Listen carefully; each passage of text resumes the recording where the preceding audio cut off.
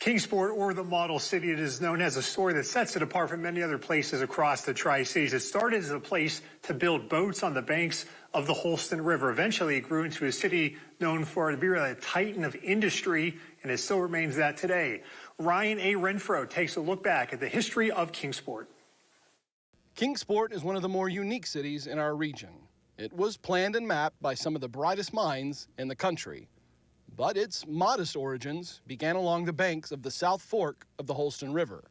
It was the best place to build your boat, put it in, and you could float down the Holston to the Tennessee and around the Tennessee to the Ohio, down the Ohio to the Mississippi, and wind up in New Orleans. The riverfront soon became a bustling boatyard for salt merchants from Southwest Virginia. They decided to petition the state of Tennessee to be a community or a town, and they collected all their signatures and sent it in, and they were going to be the town of Kingsport. They were granted their charter, but the state put the two words together, so we became Kingsport.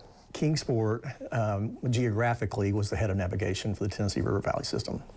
And the folks from Washington County, Greene County, Bristol area, and Sullivan County came forward. If you'll support us building a railroad on our side, we'll support dredging the river for steamboat traffic on your side.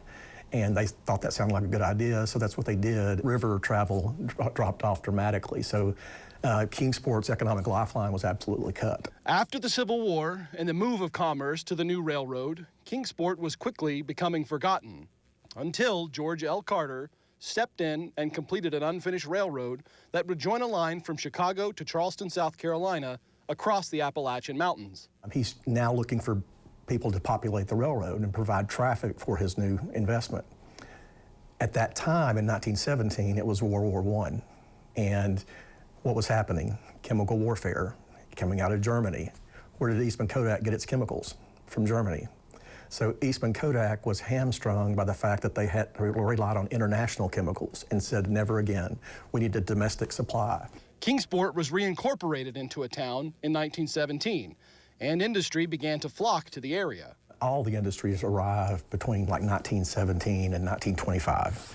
And the idea was that if you had a paper plant that cut down the trees, made the paper, across the street was the book plant, which was the press, and then right next to it was Holliston Mills, which was the book bindery, so it was like just-in-time inventory. As the town grew from the commerce, the businesses and investors hired John Nolan of Cambridge, Massachusetts, to design the expanding town beyond that of the rectangle city blocks put in place by the railroad engineers.